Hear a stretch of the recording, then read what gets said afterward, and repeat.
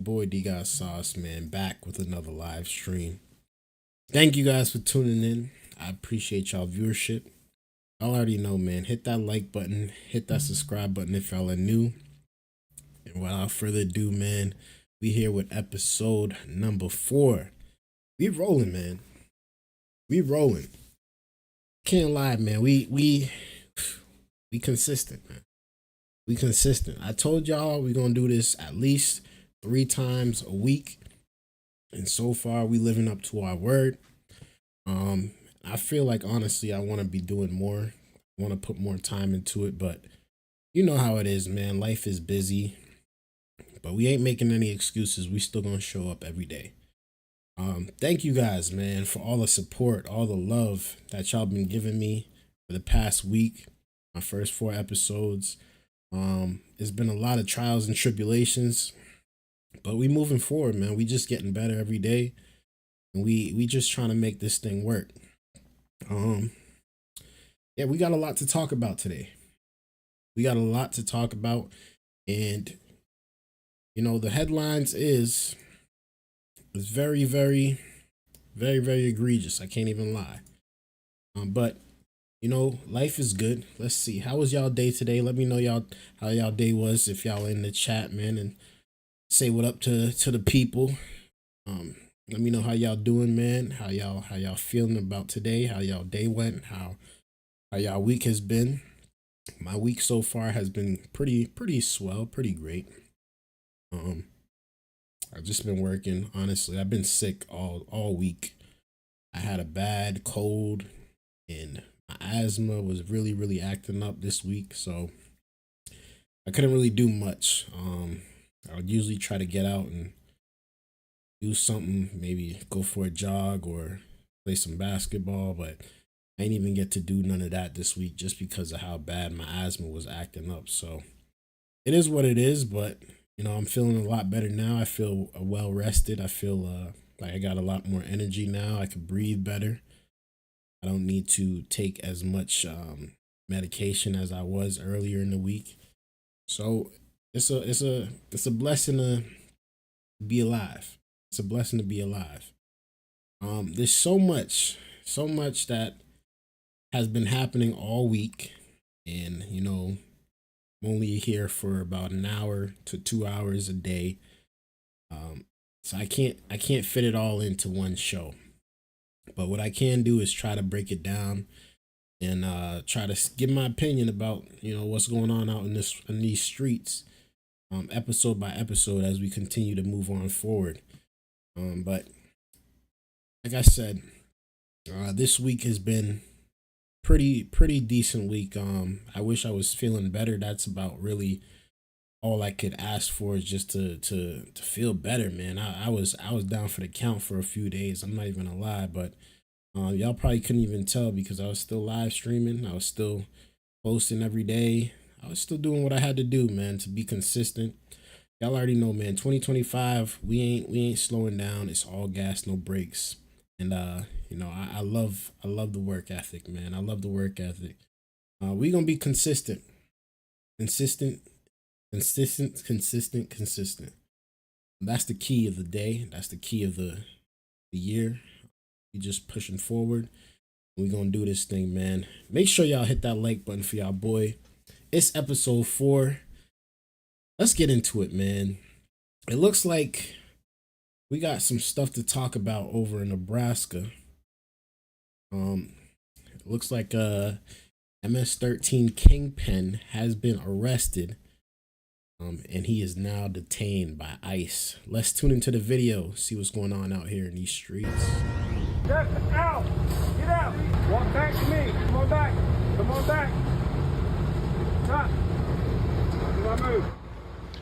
Major takedown by ICE agents in Nebraska as they bring in an MS-13 kingpin who has been on El Salvador's 100 Most Wanted for nearly a decade, including before he entered the United States. Authorities had been withholding his name, but now Fox News can exclusively tell you who he is.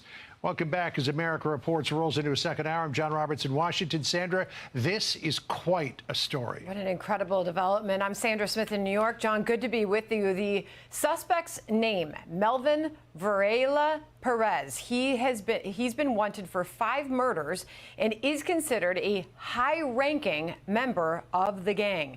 But even though he's been on El Salvador's 100 Most Wanted list since 2016, he crossed the border and was released into the U.S.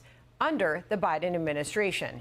Perez was arrested alongside an associate named Rene Escobar Ochoa, who had a red notice from Interpol out on him when he came across the border.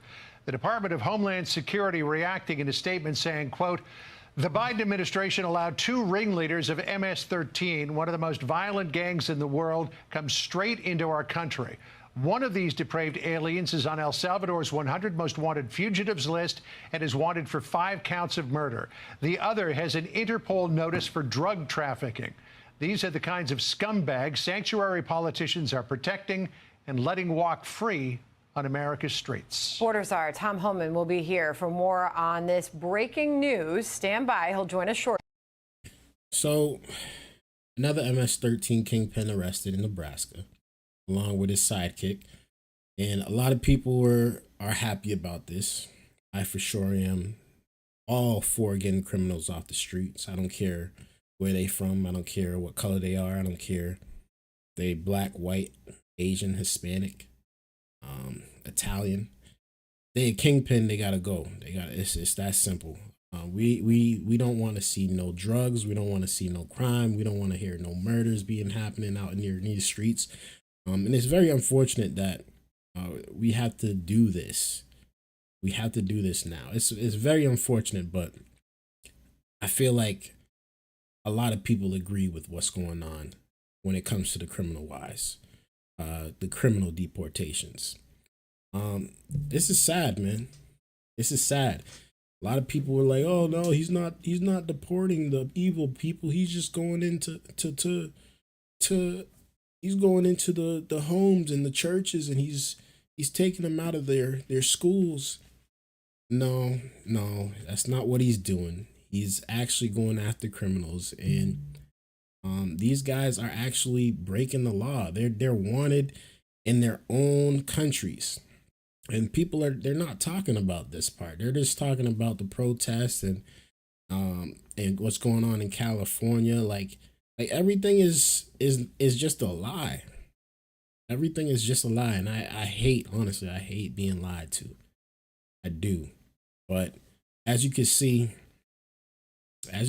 here, they're actually putting in some type of work to where they're getting rid of some actual criminals, man. And I think a lot of people agree with that. But let me know y'all thoughts about this down in the comments below, man. Let me know y'all thoughts. We getting ahead of ourselves. So that's not the only thing that's been going on, obviously. There's been so much more, so much other stuff that's been happening in the United States. And it looks like Border Patrol is clashing with some protesters as well out at a farm. I think this is actually on the border. Let's tune into the video and see what's going on out here in these streets, man. We continue to follow breaking news. U.S. Border Patrol agents clash with protesters at a farm in Camarillo. Assignment manager Mark Liu live at the desk with the video for us. Mark. Yeah, Amy, our breaking news crew was right in the middle of this skirmish as it unfolded on this road outside of a farm in Camarillo where Border Patrol agents are conducting their operation. Let me show you some video just into our newsroom of that confrontation. Take a look.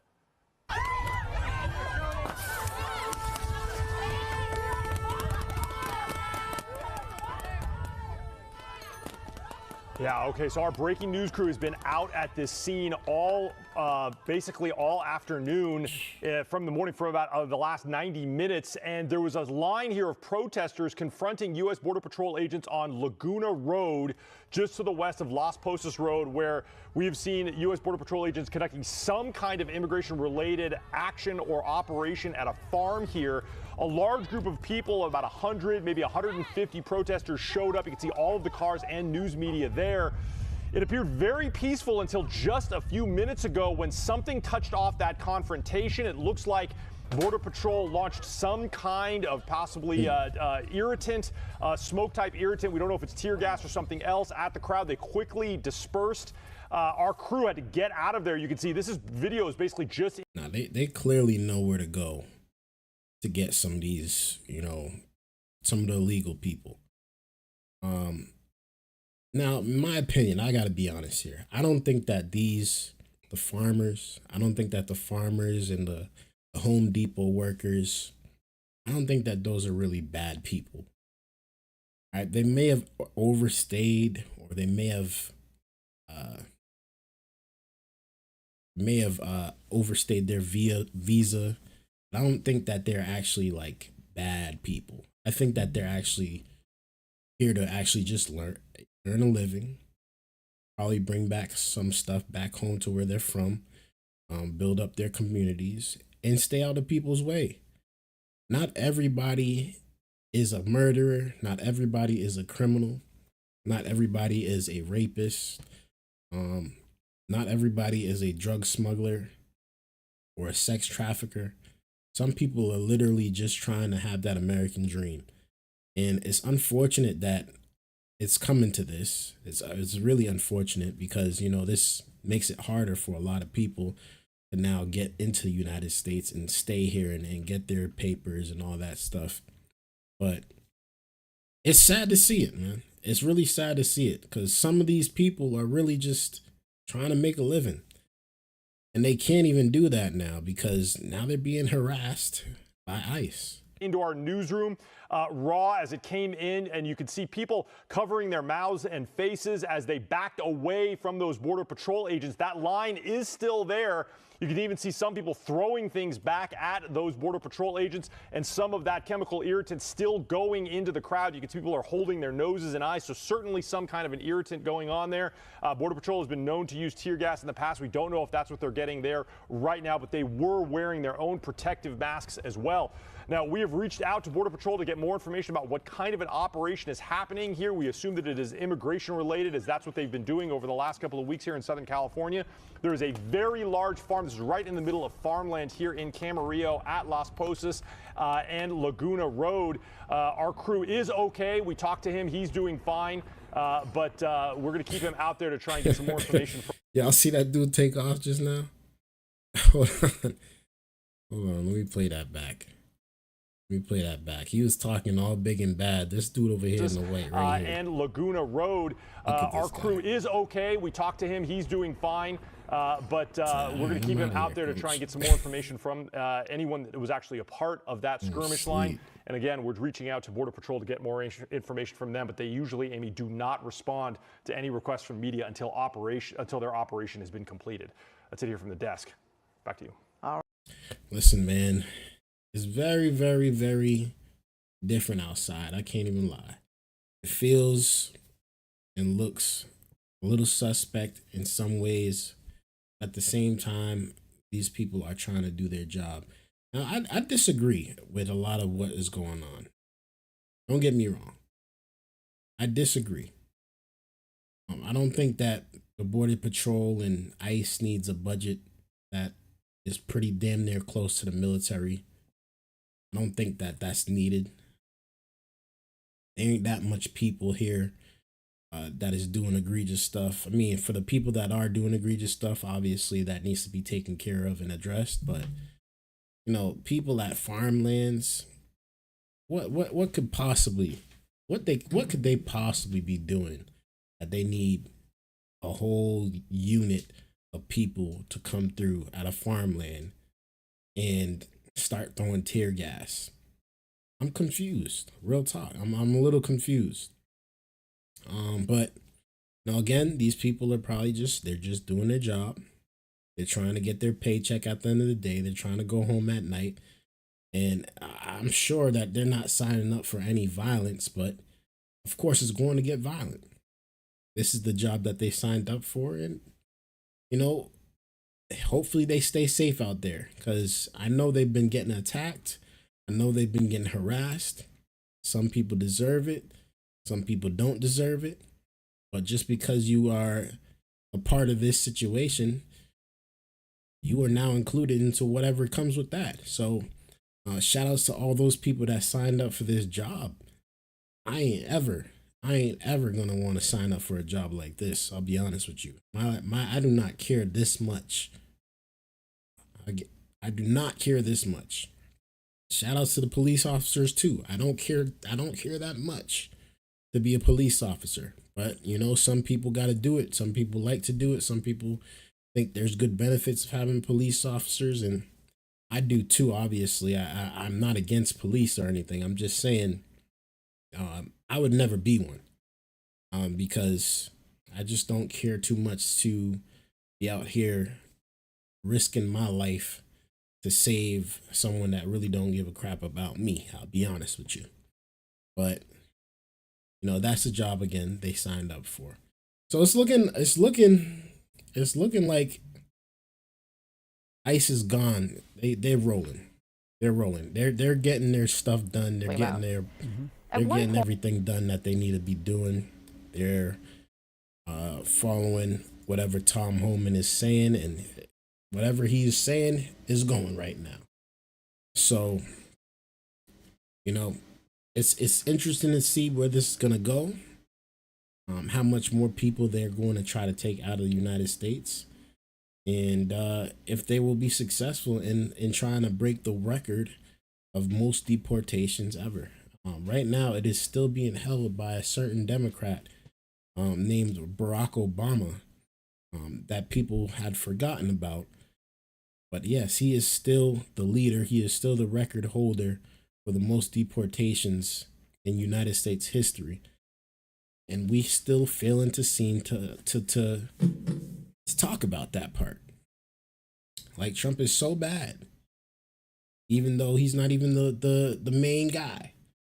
He's not the Guinness World Book record holder. He's number 2. But let's continue, man. Make sure you guys hit that like button, hit that subscribe button if y'all are new. We're gonna continue. It looks like Mike Pence has stepped on to CNN, and now he has a few words to say about what's going on with Trump and how he's shifting his stance on Putin. If you were here a couple days ago, we talked about how Trump felt recently about Putin and what the comments he had to say about what's been going on. And clearly Putin is not caring nothing about what Trump is talking about. Nothing. We're talking about two powerful leaders, and one is trying his best to make sure that nothing escalates anymore when it comes to Russia versus Ukraine. And then we have, on the other hand, the Russian president, who don't care nothing about what the United States is talking about. He only gonna care once we start sending troops on the ground and we start bombing Russia. That's the only time he's gonna start caring. He thinks that Trump is bluffing. He thinks Trump is bluffing. So I'd like to see where this ends up going to. Unfortunately, it's very, very sad, because hundreds of thousands of people have already died in this war. It's been a war that's been going on for about 4 years now. So many people have died already, but yet there's still not enough yet. It's still not enough for him. So let's hear what Mike Pence has to say about Trump's new shift of perspective on Putin. Breaking overnight, Russia launches a large-scale aerial assault on Ukraine's capital. Hundreds of drones from all directions attacking Kyiv. You see in the video just some of those explosions. Ukraine's president said more than 400 drones and at least 18 missiles struck.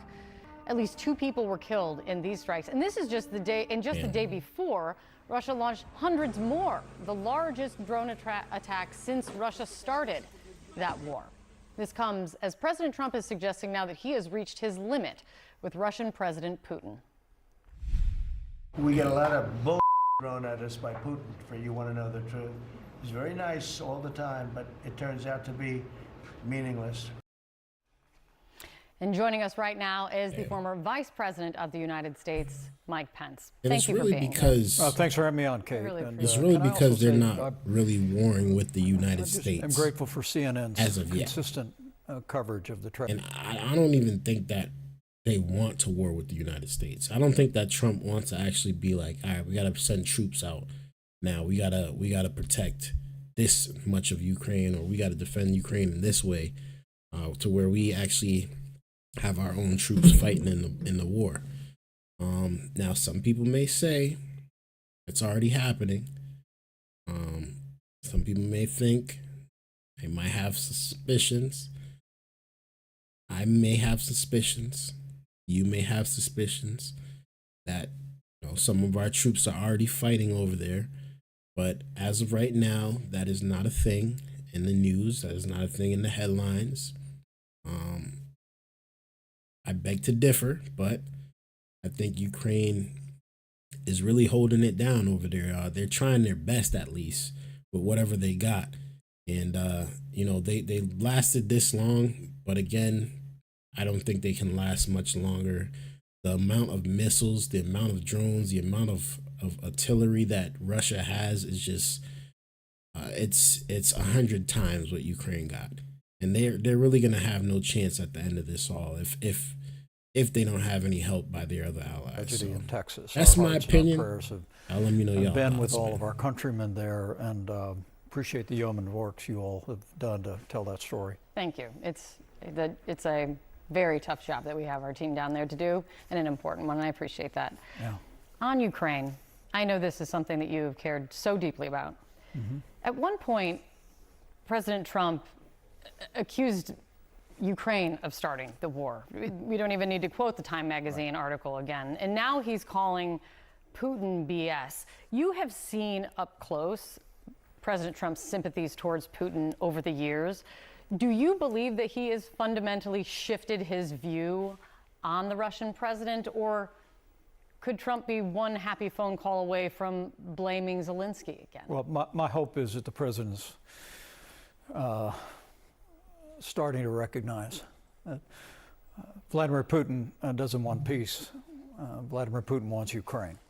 And again and again, President Zelensky, who I came to know during my time as vice president, has made it clear he's prepared for a ceasefire. He's prepared to negotiate a lasting peace in the region. While we saw again just last night, a barrage of merciless attacks on civilian populations, and I welcome the president's decision to reverse a decision somewhere out of the Pentagon that suspended aid to Ukraine. You look back at our administration, Kate, and we were the first administration to provide lethal aid to Ukraine. Remember, Barack Obama only provided military meals and blankets. We came in and gave them the kind of Stinger missiles and resources that I think prevented Vladimir Putin from invading Ukraine during our 4 years in office. And then it literally in the aftermath of the Biden administration's disastrous withdrawal from Afghanistan, I think Putin was emboldened. He rolled across the border. He's made no secret of his ambitions. And while I had concerns and expressed them in those first 100 days about the president's kind of ongoing hope and desire for a negotiated settlement, I welcome his decisions this week. And so at least Mike Pence is not too far gone to the point to where he doesn't recognize how bad the last administration was still. Like, he doesn't support Trump. Obviously, him and Trump had a fallout. But they worked together for 4 years. They got a lot accomplished in 4 years. Mike Pence is has a much different character than Donald Trump, which people do appreciate. But at least he can be real and say, yeah, because of what happened for the last 4 years, that is really most likely the reason why Vladimir Putin said, you know what, now's the time. Now's the time. We have weak leadership in the United States. They're not taking advantage of what's going on over here. So let's take advantage and let's go into Ukraine and they're gonna have to figure it out after that. Now it's kind of too late. It's like we're 4 years into this war.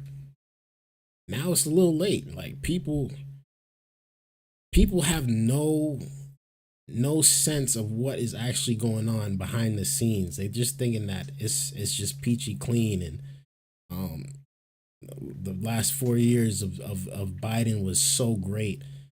It was a bunch of a weak, incompetent leadership.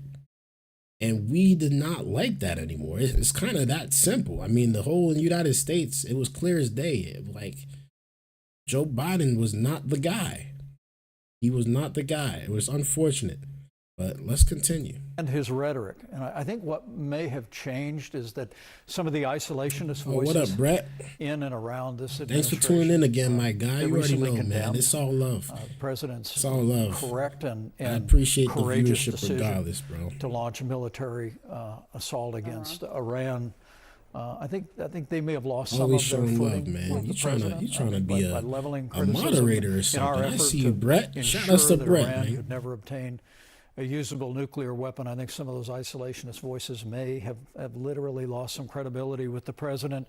But whatever the cause, I welcome it, because I do believe the time has come for us to renew our military support for Ukraine, make it clear that we're going to continue to provide that support along with our European allies until a just and lasting peace is achieved. I also am hopeful that Senator Thune will bring the new Russia sanction bill to the floor of the Senate next week. There are issues with two of those things, but with both of those things, there are issues right now. And I saw you almost shake your head in disbelief at what the reporting has been, which is today we learned that U.S. weapons shipments are starting back up to Ukraine. Right. But this comes after the reporting is that the We're gonna Pentagon cover the LA paused raids shipments in a on some few, weapons, a few more videos. signed off on by the Secretary of Defense without the knowledge, without informing the President of the United States. The idea that a decision that big was made without getting the approval of or even informing the President of the United States, does that make any sense to you? Well, look, when you've served at the level I've served at, it's a big government, and a lot of people in your agencies and in departments are making decisions all the time, but that one was troubling to me. And my bet is it's very troubling to the president. My expectation is that he'll get to the bottom of it. He will find out who initiated that decision. But the most important thing is that he reversed it and made it clear in a phone call with President Zelensky last Friday that the support's going to continue to come. Now, I will say, and I say respectfully to the president, if he's looking on, this isn't just about defensive weapons. Right. We've got to continue to provide President Zelensky and the Ukrainian military with the offensive capability as well as the kind of support against aerial assaults. This isn't In other words, he's saying it's time to ramp up the bombing in Moscow. There was some video, I want to say audio footage of Trump saying he had a message to Putin and the Chinese prime minister, the Chinese president. And we were going to cover that a little bit later also in the show because I have the video here for us to watch too. But there was a threat that he made a few years ago saying that he's going to have to bomb Moscow. I forget exactly what it was for at the time. It wasn't because of what's going on right now at this moment, but it's like perfect timing because now they're bringing it back up and like it's like, oh, is he saying this now? But he said it years ago when he had his first couple of meetings with the Russian president Putin. It might be time to start bombing Moscow. It might come to that. And I wouldn't be surprised.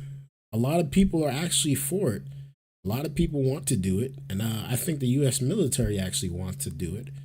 But do they have the guts to do it is the question, because it's going to get really, really scary outside if that does happen. Allow them to achieve a real peace. Sorry, Mr. President. This isn't the first problem at the Pentagon that has come out under the leadership of Pete Hegseth. Tom Tillis is suggesting he's questioning his support for his confirmation. Do you think Pete Hegseth is up for this job? Yeah, I saw Senator Tillis's criticism, and I don't think it's fair. Okay. Look, I've known Pete Hegseth a long time. He's someone who's worn the uniform. As you know, I've got a couple in our immediate family that are currently serving in the armed forces of this country. And I got to tell you, I'm very encouraged overall with the president's leadership. Even Mike Pence is changing his his team shift. at the Pentagon. I think General Kane had demonstrated his extraordinary capabilities with the success of that mission over Iran. Our airmen did an incredible job after the president made that courageous decision to launch U.S. forces. I think the launching efforts earlier this year that caused the Houthis to stand down on what had been years of attacks against U.S. military vessels in the region. And probably the most hopeful thing, I would say, and I credit first the president, but also the Secretary of Defense and his entire team, is recruitment is up. I mean, we had fallen behind in every branch in the service in meeting recruitment goals at the end of the Biden administration. It says it will or Russia has to stop. Either that or global order. It's not up to us to decide on the choices we have, but those seem to be it. Absolutely, man. I think the only way to get through to Putin is to start bombing the mess out of Moscow. And that's the only way it's going to stop. It's either that or he's going to just have to stop out of nowhere just because he doesn't want to do it anymore. And from the looks of it, that's not what's going to happen, unfortunately. We're exceeding goals in every branch of our armed forces. It's up to Trump at this point all of that is, to just pull the trigger. Welcome news, positive. You also mentioned It's up to sanctions. Trump. Thune's talking about That's a bringing big it pull. forward, That's a but has big said he's not going to trigger bring to forward pull, this but big sanctions bill pushed by Graham and Blumenthal, and has Putin 80 had no problem co-sponsors. I pulling mean, the nothing has trigger 80 co-sponsors in this on kind of Ukraine. bipartisanship anymore in Washington. But he won't do it unless Trump signs And off. he's And making Trump it is clear that he not has a no yes problem yet. keeping the Is hand there on any the good trigger, reason too. in your mind to not be 400 moving forward with drones. this sanctions bill right It's away? crazy. Well, my hope is the president make it clear that he wants that bill on his desk. He keeps saying, yes, maybe, no, I don't need it yet. He suggested to advisors he thinks it won't deter. Yeah, but, you know, Putin. Kate, I spoke Trump fluently for 4 years. So decipher, please. So when I saw him the other day say that he's strongly looking at it, I know what that means. And I saw Senator Graham actually put out on social media that he talked to the president, and the president wanted them to move the bill. So you think it means? Well, my hope is that the president will understand the value of the Senate acting, and they can put that on his desk, and it has broad waiver authority in it.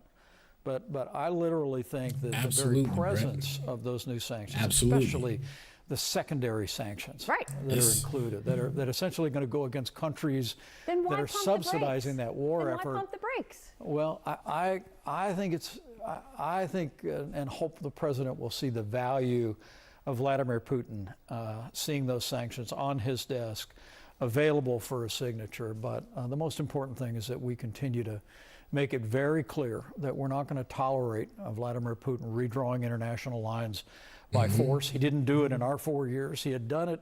It's important to remember Russian forces had crossed a border in Europe broadly under the Bush administration, under the Obama administration in Crimea, and of course under the Biden administration. But under our administration, we built up our military. We unleashed our armed forces to take down the ISIS caliphate. We even took down the leader of the Iran Revolutionary Guard, Qasem Soleimani. We sent cruise missiles into Syria not once but twice. I think Vladimir Putin saw us supporting Ukraine with lethal aid. I think he saw us willing to use force to defend our interests and our allies, and he stood down. And the pathway today to peace in the region, in Eastern Europe, in the Middle East, in the Asia Pacific, is America. It is America, absolutely. Honestly, I'm crossing my fingers too, Brett. I'm crossing my fingers too, because we don't want it to get to that point. We don't want it to go there. But can you imagine? Can you imagine if this was in the hands of the last administration again? I think Ukraine would have already been taken over. Honestly. Now, I'm not saying that what Trump is doing right now is the best thing in the world, but I just think he's not moving fast enough. It's been what, 7 months, 6 months since he's been the president. Bombs are not stopping in Ukraine. They are not attacking Russia at all offensively. They're not crossing into Russian territory. They're trying to, but I think he's moving a little too slow. I think a little bit of too much time has been wasted with just protecting Ukraine. If Ukraine is our ally, if Ukraine is our one of our assets, it is time for them to get on the offensive as well. And of course, nobody wants nukes. Nobody wants that to happen. Nobody wants to see that. But they're already pretty much getting bombed like they're getting bombed with nukes. The only difference is that it's not huge, like thousands of miles worth of explosions. But right now, they're still getting bombed. Cities are falling in Ukraine. Cities are going down in flames. They are leveling the mess out of Ukraine, and they haven't dropped one nuke. But the type of ballistic missiles that they are dropping over there, you might as well call them nukes.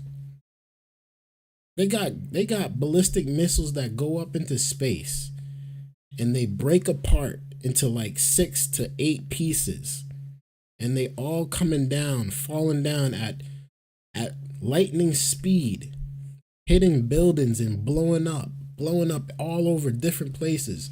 400 plus drones. How many miles and thousands of yards are these drones? One drone is taken up and blowing up.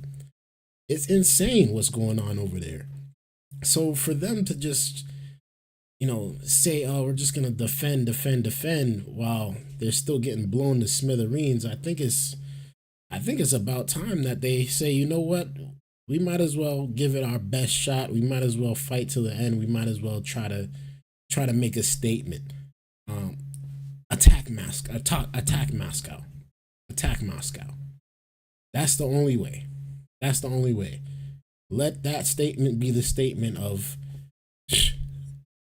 this is what we mean when we come in, when we defend in Ukraine. You gonna keep bombing them? Now we gotta start dropping bombs on y'all. Y'all been bombing them for the past 4 years, haven't got hit once. Here you go. Take some of these. And I feel bad. I don't want to do that, obviously. Trump doesn't want to do that. The U.S. doesn't want to do that. They don't want to go that far because a lot of innocent people are going to be dying. But there are so much innocent people dying right now, and it does not seem. How do you beat Putin? You got to beat him by getting rid of him. That's the only way. Just like the same way they want to get rid of all the Iran leaders and Iraq leaders and Afghanistan leaders that they had their best interest in, or they had the worst interest in the U.S. They got rid of them through going in and taking them out. Obviously, that seems to be the only way.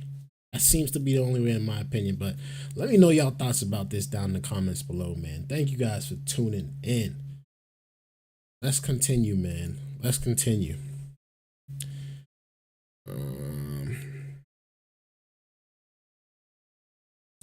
MIRVs, multiple independent re-entry vehicles, nasty tech, and can just pepper nukes over a whole area.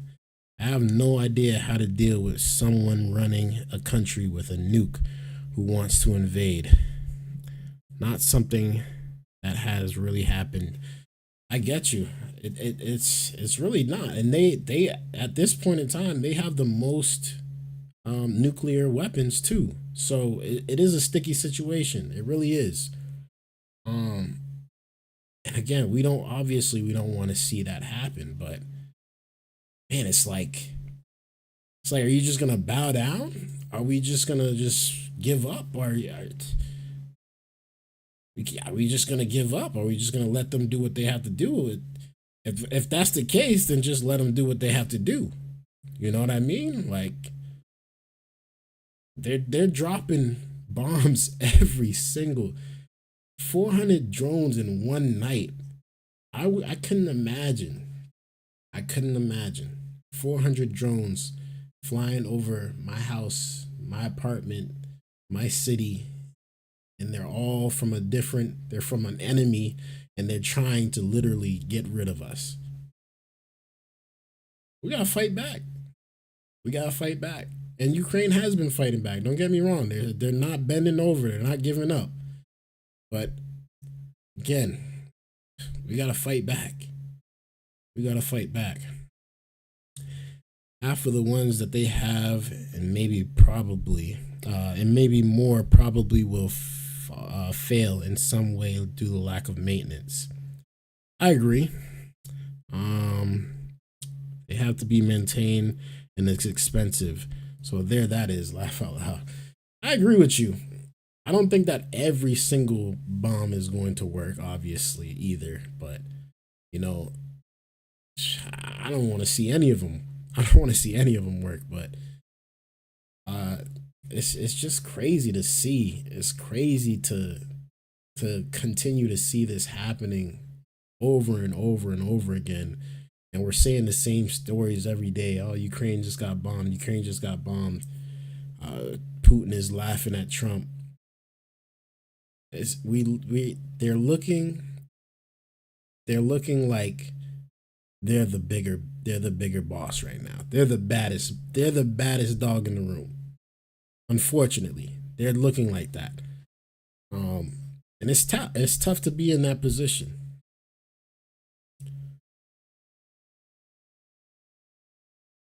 Brett says ours will have a higher success rate by far. I'm looking for the silver lining.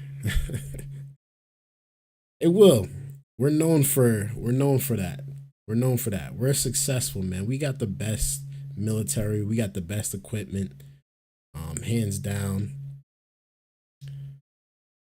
I'm watching the National Guard in large number live in LA, so things aren't great here neither. I've heard so many things happening in LA, man, when it comes to the protesting and the LA raids. It's tough what's going on over there, and I hope that they do honestly get it together, because it's gonna get really, really bad over there. It's gonna get really, really bad. And Gavin Newsom I haven't heard anything from him since this year has started. Respectfully, I think he needs to step down. They need a new leader over there, someone that is able to stand up and take control and get things in order.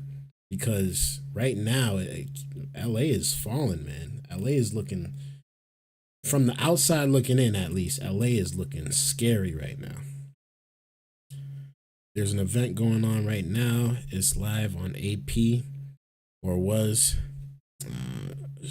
Shots fired? Oh, shoot. LA is the jungle right now, man. I'm sorry to hear that, man. Stay safe in LA, man. Stay safe. Let me pull it up. Let me see what I can find here. The LA riots. Let's see what I can find, man. We were gonna talk about Kim Jong-un's daughter. I was gonna talk about her next, but we can talk about this. Let's talk about this for a few. LA riots, LA raids, LA raids. I'm in the Midwest. Earlier, a couple of guys with handguns. Yeah, it's dangerous, man. It's dangerous. I seen they were at the farm. I saw that, but I didn't see much else after that. Immigration actions. Let's see what's going on out here in LA, man. I got a video right here. Let me pull it up. Let me pull it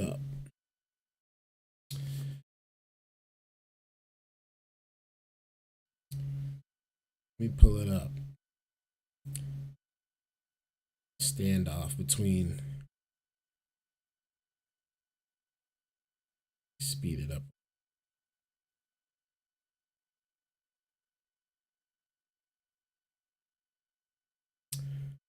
Look for.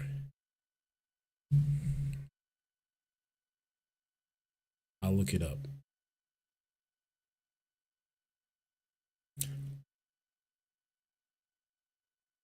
No one is illegal. I know that LA sun is hot.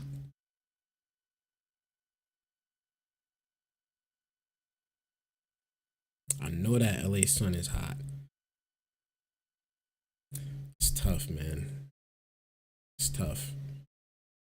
All right, let me look up what you just said.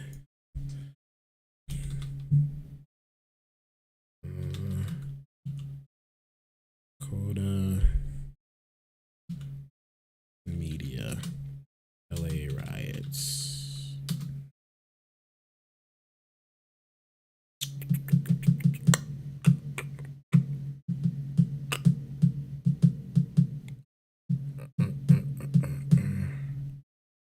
Is this live?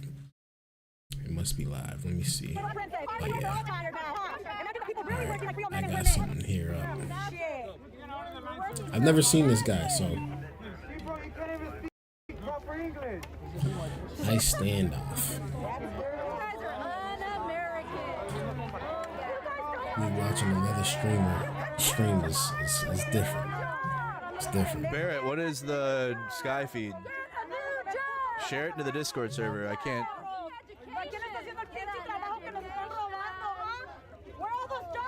I looked at all the.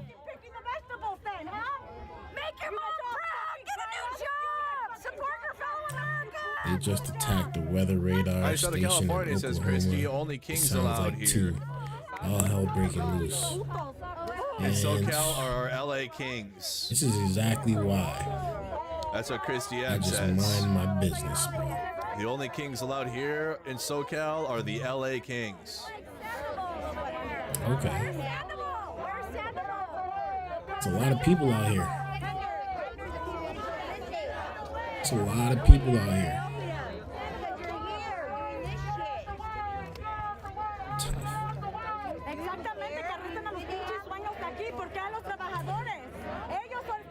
My thing is, what are they standing out there for? What are they standing?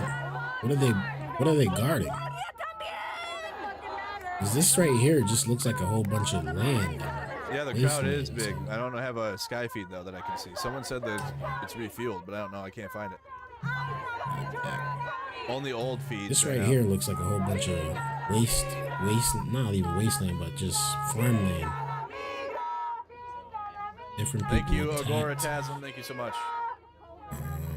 I'm sure from these people, LOL. Gooch Booch says Jingle La Migra, number 8647. Causing the floods, so they attacked it. Oh my gosh. People are different, bro. People are different.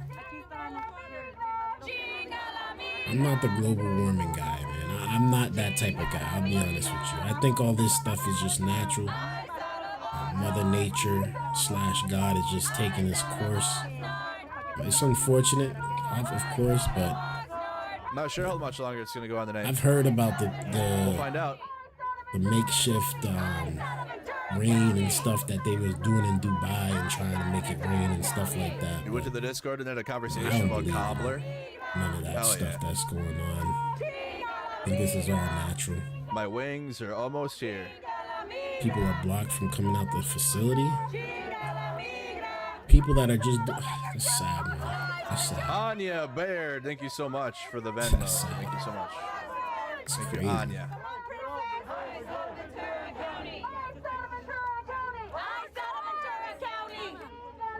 So they just standing off with these people right now. It's not looking like anything crazy is happening.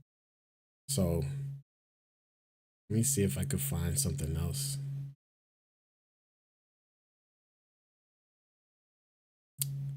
Let's see. Ooh, this one looks good. We go back now to our breaking news out of Ventura County, where federal agents raided a farm. Then you see here clashes with Okay, this protesters. is the same farm that I was talking about It looks like earlier. there's a bit of movement there on the ground, and that shot you had there right here, live look from Skyfox overhead. Federal agents lined up right there, protesters on the other side. It's been like this all afternoon. We go back live to Fox 11's Christina Gonzalez there on the ground in Camarillo. Christina.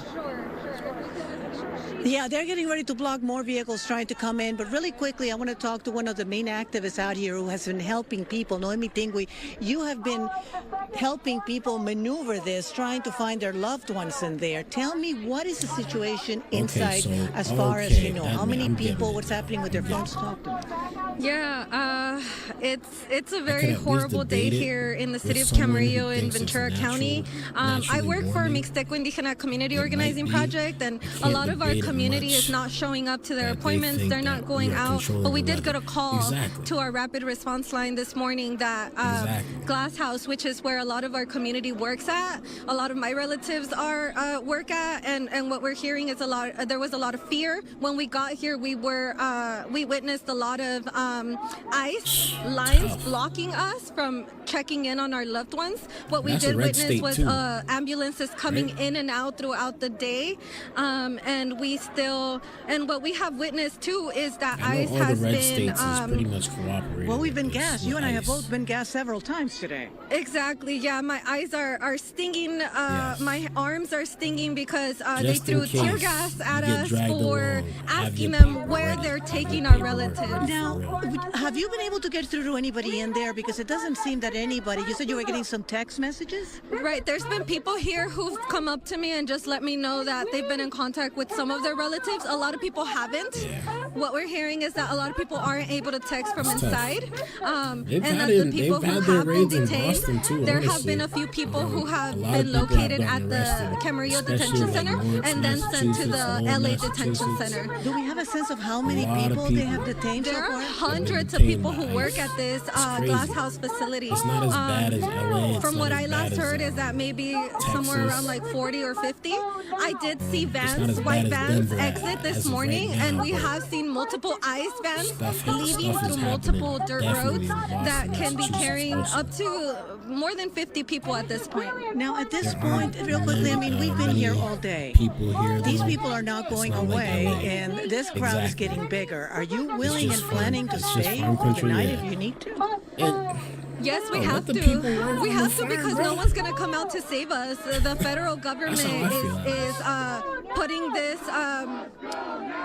violence on our people, and there's people out here who are telling me my daughter is in there, my mom is in there, my stepdad is in there. What do I do? Have you heard anything? So we're going to stay here until we need to. So we're asking people to bring food, to bring water, so that especially prioritize the indigenous community members, migrant community members who are waiting for their loved ones who have been here all day as well. We're prioritizing them so that they can get fed and they can get hydrated. Thank you so much for talking to us. I know that they need you out there. I appreciate the information. Thank you. Thank you. And when she says, I mean, let me show you real quickly, because the bottles of water, let's see if we can move around here. I mean, people are coming through. The water part of it is because of the gassing, but let me show you the milk. Come here with me, Gino. Let's see. if we can do this carefully. Because as this goes on, more and more people are showing up. You can see that they have behind the vehicles, they're all hiding milk, which is what you use when you get gassed. They actually put that in your face, and it does help a little bit. Although I gotta say, with her, I've never seen gas like this. And let me show you, because the line of vehicles of people just coming by and stopping, saying they want to help. It's getting bigger and bigger. And these are not just migrant farm workers. I see Americans, who don't. My mic is too low. My bad. Whenever the video is playing, for some reason it cuts down my mic volume. But what is like the ratio over there from white people to pretty much everybody else? Is it diverse at all? Let me know. Don't speak a lick of Spanish, saying that they saw this in the news. They want to see what's going on. So there is a lot of just people from the community. Now, I need to tell you, we did reach out to the DEA, and the DEA is saying, I am using OBS. I sure am. I just turned up my mic a little bit, so hopefully that helped. they're not involved in this at all. This is a Homeland Security investigation, so they're deferring to them for any information. So at this point, the DEA you were asking about is not involved. Live in Camarillo, I'm Cristina Gonzalez. Back to you guys in the studio. Yeah, from what we're starting to hear, it's not really a DEA thing or even about necessarily the marijuana. It's about illegal hiring. And this idea that there may be a bunch of undocumented people working there. Do we know of any of the people who are out there with their family members? Are their family members here legally? I mean, do we know of any U.S. citizens that are getting caught up on this, or is this mostly people who were here working, undocumented, and maybe this company was not filing the right paperwork or paying taxes, etc.? You know, there's with so many different programs. Hopefully that should be better then. I put it down. Let me know if it's better when I'm talking over the video. I can't tell on my end, of course, but you'll be able to tell. I turned it down. I turned the desktop audio down, and turned my mic up. So hopefully that helped. A couple of people who were saying, you know, my loved one is here and he had some kind of agricultural visa. Without being able to confirm all that, I couldn't tell you for sure. But I do think that there's definitely a component of what you're saying to that. Yeah. All right, Christina, thank you. And just noting, all right, this cool is word. One Thank of the you. biggest Thank you. Cannabis farms in California. Thank He's you. founder of it. I did some research here. Came from the tech world and prides himself as being part of the forefront of this movement. All right, Christina. So they're raiding a cannabis farm, but they're thinking that illegals. They're probably not only thinking, but yes, illegals probably do work there under, for the low. So that makes sense to why they're raiding it. Because weed is still federally illegal too. So that makes sense. It makes sense to what they're doing when it comes to that. But I thought they was like raiding like tomato farms. I'm like, y'all are bugging. Y'all are wilding out. We need as much farmers as possible. If it's weed farms, okay, that's a little different. But if it's vegetable farms, they're bugging out. I'll be honest. They have dozens of people they put into vans. It's on the feed on the AP earlier. They aren't here for the weed. They don't care. They don't care for the weed for sure. It's true. It's true. That's true. I agree with you. That's sad. I mean, honestly, it was meant to happen, man. It was meant to happen. It's unfortunate, but it was meant to happen. They raided the other farms too. I heard they raided Home Depots. Not all were weed. Makes sense. Makes sense. And then once the people start complaining, oh, the vegetable prices are going up. Why are the vegetable prices so high? It's because there's no workers. There's no workers. So I guess we got to learn the hard way. Right? Guess we got to learn the hard way. I found this video here though. I had to talk about this one because I saw it come up on my timeline. I was like, oh shoot. Is Kim Jong-un ready to step down and make his daughter a successor?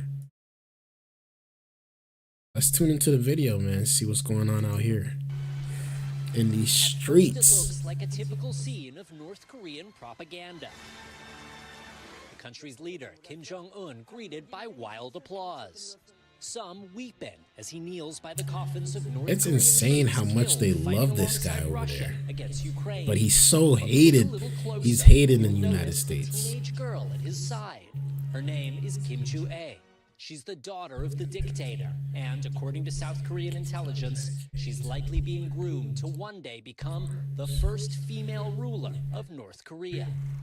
Ever since the country's founding in 1948, it's been ruled by the men of the Kim family, power passing from father to son for 3 generations. Kim Jong-un and his wife are believed to have 3 children, but only Ju-ae has ever been seen publicly. We know very little about her.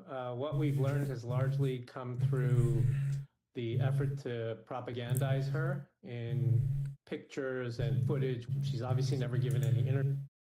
Brett says they said they're intending on using those who are being kicked off Medicaid to work the farms. Okay, that's what they say. Let's see if that's gonna work. They don't want to work at the farm. They don't want to work anywhere. That's why they on Medicaid. That's good to say though. I understand. It's a good thought. And I think that's exactly why they're trying to reform Medicaid too, because a lot of people did take advantage of Medicaid. A lot of people did do that. Her name when former NBA star Dennis Rodman visited North Korea in 2013 and said he held her as a small baby. Her first official appearance was in 2022, baby-faced beside her father at the launch of an intercontinental ballistic missile. Exactly. With the range to hit the U.S. But over the last year, she's appeared constantly at Kim's side. They can't, joining him exactly. in everything from the official launch of a prized new battleship to the surreal grand opening of this North Korean water park. Father and daughter watching their subjects surfing and shooting down elaborate water slides. Kim Ju-ae is so young. That's why I'm like, I understand, like, cleaning it up, getting rid of the waste, getting rid of the fraud, those that, you know, were getting paid and all that stuff. I understand that stuff. Got to clean that stuff up. But telling the disabled person that they're going to have to work, what is it supposed to be, 40 hours a month? Telling a disabled person that they're going to have to work on the farm is crazy. They ain't going to do that. They barely want to work at Stop and Shop. So I don't know how that's going to play out, man. I don't know how that's going to play out, but it'll be interesting to see. Why is she being presented to the public now? It's a good question. I think on the one hand, the North Korean leader wants to demonstrate continuity, that there is a future after him. On the other hand, he also doesn't want to present anything that is threatening to him. And so having a young girl... It's 80 hours a month? Okay. ...successor removes any threats. It's not like there are going to be cliques forming around a 13-year-old girl. Ju-ae's hair and makeup seem designed to make her look older than she really is. The style similar to that of her mother. 13-year-old successor is crazy. A former singer. While North Korea has never had a female leader, and its top military and political officials are overwhelmingly men, there is at least one powerful woman. Yeah, I can't. Kim Yo-jong. Some of the stuff, you know, some of the stuff, it just gotta fail for people to understand. All right, I was wrong, and hopefully they come out and they're actually gonna be like, yeah, my bad, I was wrong on this. Let's reverse this. Let's reverse it. Border that splits north from south, as we found during a visit 3 years ago. Many South Koreans still have family in the North, people they haven't seen in decades in some cases. And so Let's they reverse come it. here and they leave ribbons with their hopes of one day being reunited. This one just says, "Dad, I miss you." Those longed-for reunions still likely many years away as the ruling... So it looks like the next president or the next ruler of North Korea is going to be Kim Jong-un's daughter. That's very interesting. A lot of people don't like him over here in the United States. It's crazy. I know why. I get why, because he's a little bit of a nut himself. But he is no Putin to me. He is no Putin. He is no president of the United States. I'll be honest. He's got his country on lock. They appreciate him. They love him. But he is no Putin, man. Nobody fears him as much. My sister is disabled and on Medicaid. She ain't working in no farm field. Bro, I don't blame her, bro. I don't blame her. How are you going to tell somebody who's been getting all these benefits, actually can't work, is disabled, to now go and work on a farm? No, it don't work like that. It don't work like that. Leave the disabled people where they at. Help them out as much as we can. You know, you don't have to get everything for free. I'm sure they can find them a desk job, maybe. You know what I'm saying? Something that they can do, but being on a farm that's not gonna work. She's actually working over the 80 hours, so she gets it. See, doing it the right way. She's doing it the right way. Absolutely. Absolutely. And I know for a fact there's people out there that are they're not even working a lick of hours. They're not working 10 hours. They're not doing nothing. They're just literally taking advantage of the system. And they can work. They can actually work. I've seen it. I've seen it. So, you know, shout outs to the people that are actually, you know, doing what they're supposed to do. But for those that are actually abusing it, yeah, they have to be addressed. I'm not going to lie. They do have to be addressed. It's true. It's true. It's our society to take care of the disabled, the vets, and the elderly, etc. Exactly. And that's the people that need it the most. Those that can't do it, that can't really do, you know? There's definitely some fraud. I'm not saying that there isn't, but we don't act we don't actually come up with good policies to fix it. Exactly. It has to be, they definitely have to reform and revamp and revise what's going on with it. Make it easier for those that, you know, need it, and make it extremely hard for those that are just abusing it, because the abuse went way too far. Yeah, I get you. It is our job. It is our job to take care of the disabled, the vets, the elderly, those that are sick and can't do anything, those that actually can't work. It's our job for real. It's our job, but it's not our job to take care of people who can take care of themselves. That's a fact, though. So they're definitely gonna, hopefully they address it, and hopefully they get it right. The fraud, at least. But they can't mess with it too much. If they mess with it too much, it's gonna sink the ship for sure.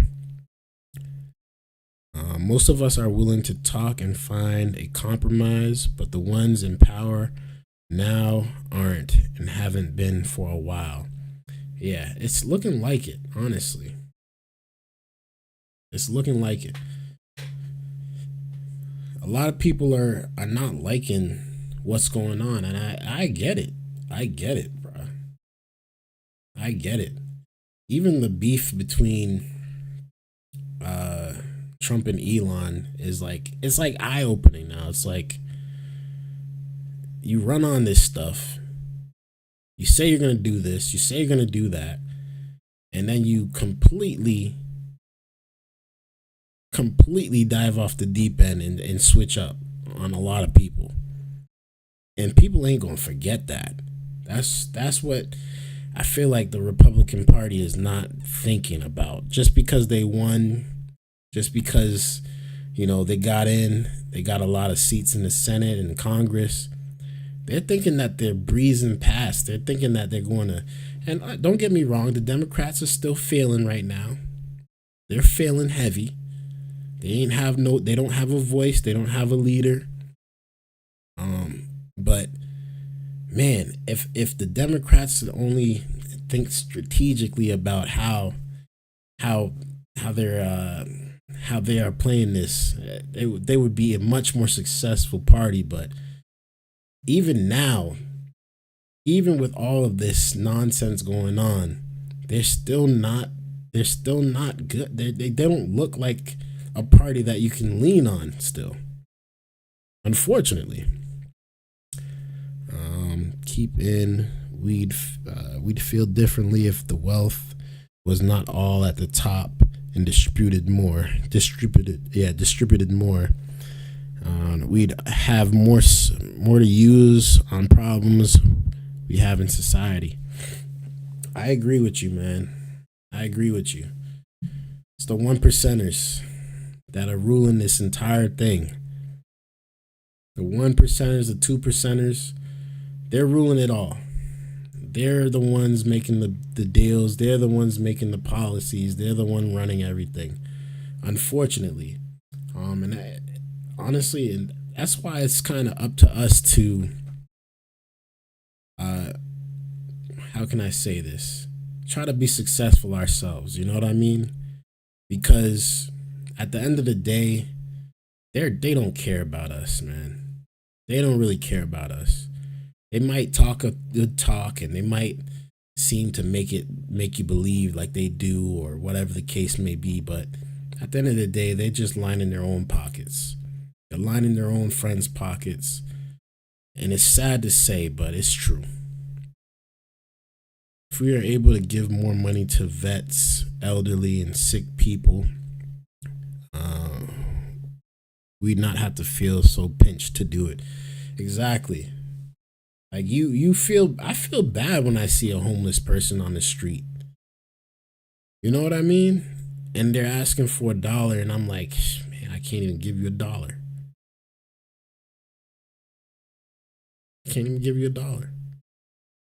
This is freedom for all versus freedom for billionaires. Get you. And even when the billionaires start fighting, you know what they talk about? I'm going to start taking your money. That's all they want.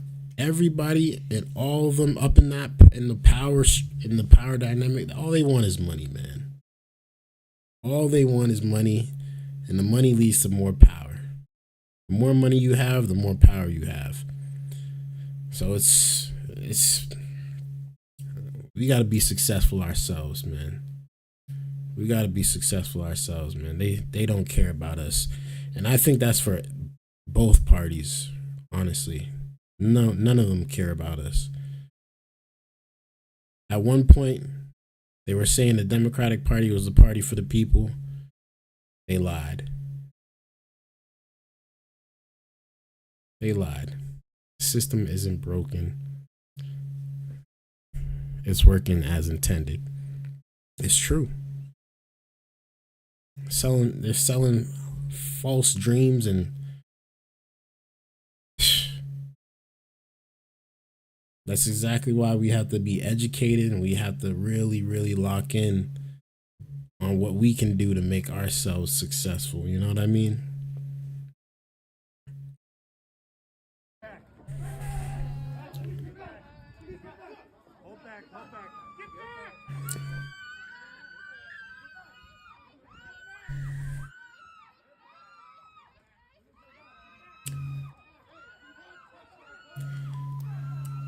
Saw this, man.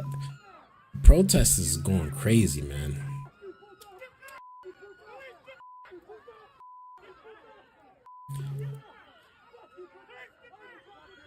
One thing I'm not gonna be doing this year is protesting for sure.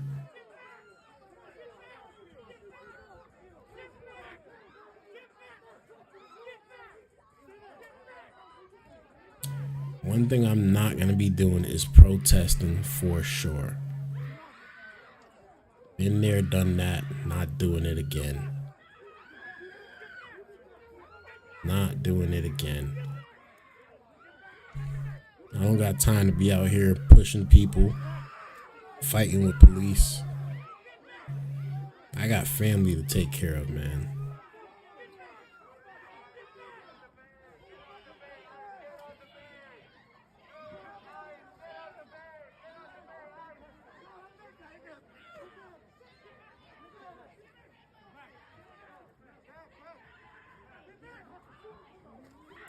So what's the number at now? Last thing I heard about how many people they've collected, I think it was about 20,000. I don't know where it's at now, but last time I heard it was about 20,000. I know they're trying to go for 200 by the end of the year. I think that's what they were trying to hit. They're probably well over that number.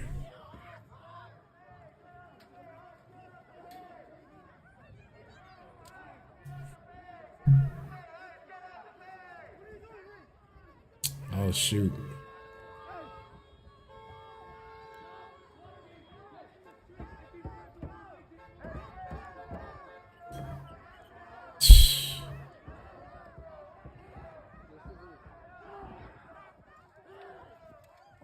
This, I guess they were protesting at a courthouse. Outside of a courthouse.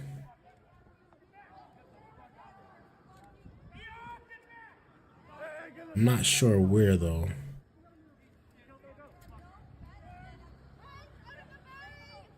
Montgomery.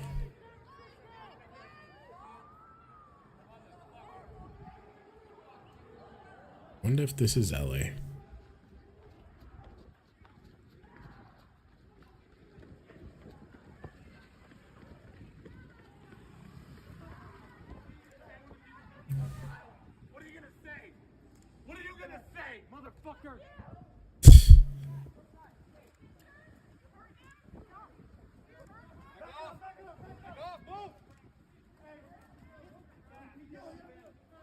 This is crazy, man.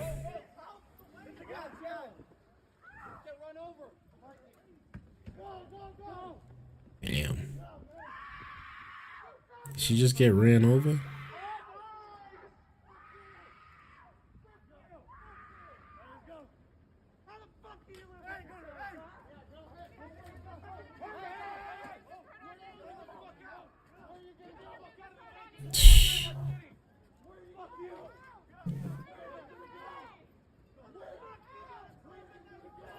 Yo, these police officers don't stand a chance, man.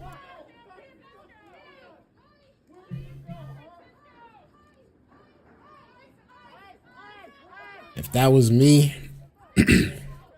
I'll be honest with you, I'd be pissed too. Oh, he just got pepper sprayed. Oh, shoot. This is exactly why it's gonna get violent, man. I don't blame people for doing this stuff, though. I don't blame them. He just got hit with pepper spray. Tough. Tough, man. It's sad, though. It's sad to see this, man.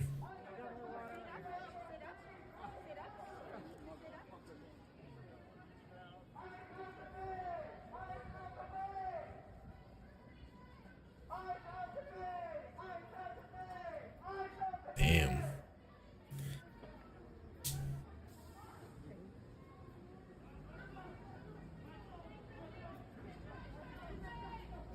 I just saw one in LA where 15 guys were beating the shit out of one of them while he was on the ground earlier.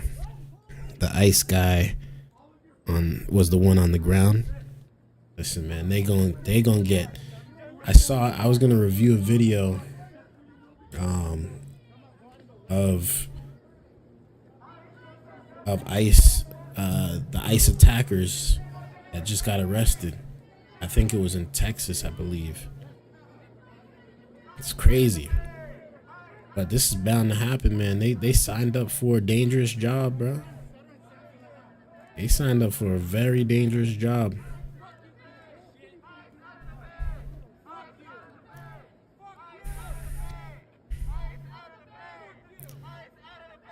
It's sad to see my country like this. Our family was among the first few hundred in Massachusetts. It is sad to see the country like this, man.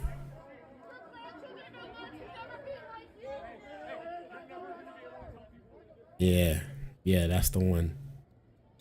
That's the one. It's sad to see it, man. It really is. So much division, so much hate in the world. You know, and it's not even just coming from Americans, man. It's coming from everywhere. It's coming from everywhere. You know, people have to respect American law and American policies at the same time. When, you know, can't just come into the country and just do as you please. But, you know, without any order, without any laws, you know, this country would fall quick. Obviously, I don't hate. I don't want to see anybody get beat up or get anybody get jumped or killed or, you know, aggressively dragged across the street and stuff like that. I don't want to see this hate in the world, but there has to be some type of order, man. Gaza, Russia, other countries are protesting in East Europe too. They're actually protesting in Russia? That's good. That's good, man. There's so much hate, so much evil out in the streets, man. It's crazy. It's crazy, bro. It's just sad. Your grandchildren are going to learn what terrible monsters you are today. They're going to learn to not be like you. You're terrorizing people. I don't want this. No, it's more than what. It's more than I understand why they are doing it. I don't want them to see it. I want them to stop what they are doing. I agree with you. I agree with you. I just mean the conflicts around the world. They are already rounded up in protests in Russia a long time ago. I haven't even covered that. I didn't know they were protesting in Russia. I thought it was against the law. I heard there's no freedom of speech over there. I gotta take note of that. I'm gonna definitely look up some stuff about that, and shit, we're gonna have to review that too on the channel.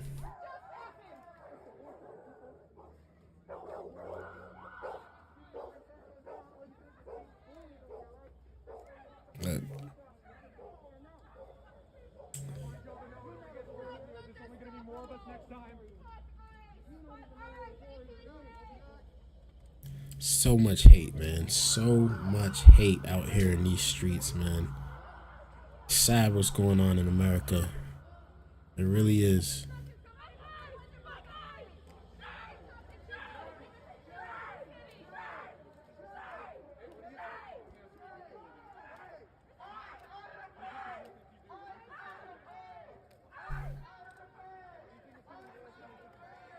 Sad, bro. Sad.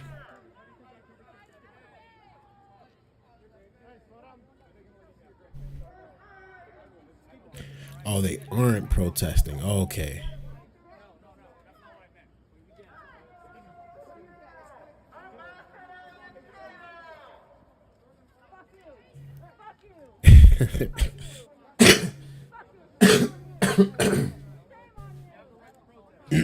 Excuse me. Yeah, that's what I thought too. I was like, they protesting in Russia? I thought that was illegal. Shoot, last thing I heard about protests in Russia, somebody got locked up and somebody got beaten. They got their ear ripped off and all types of nonsense. It's crazy over there. I don't even know why people want to be over there, honestly.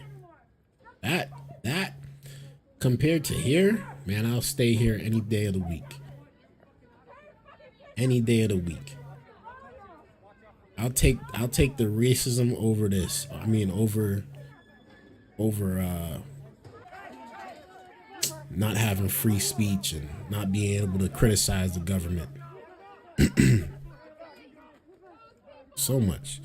There's a bunch of problems in Russia right now. They're close to breaking. They are selling break by slices.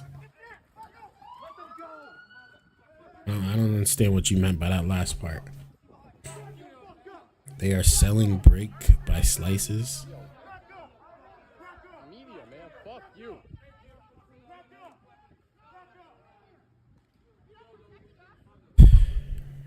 You think just because the police have guns on them that this is gonna end well?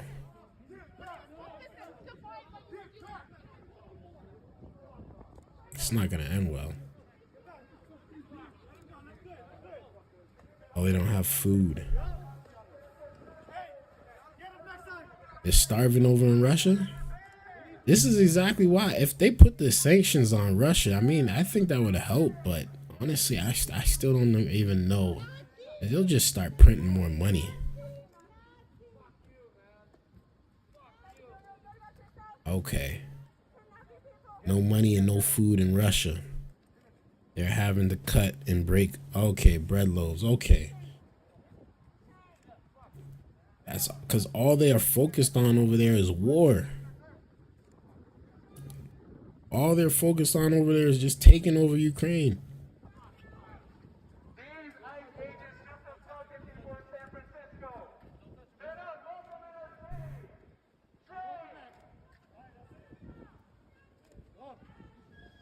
Oh, this is San Francisco.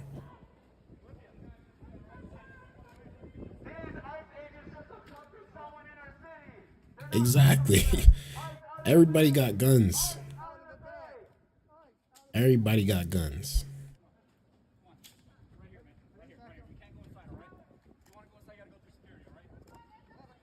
Everybody got guns. Ain't nobody afraid of no guns, man. You know how much people died for their rights? How much people died for the country to get this far? Man.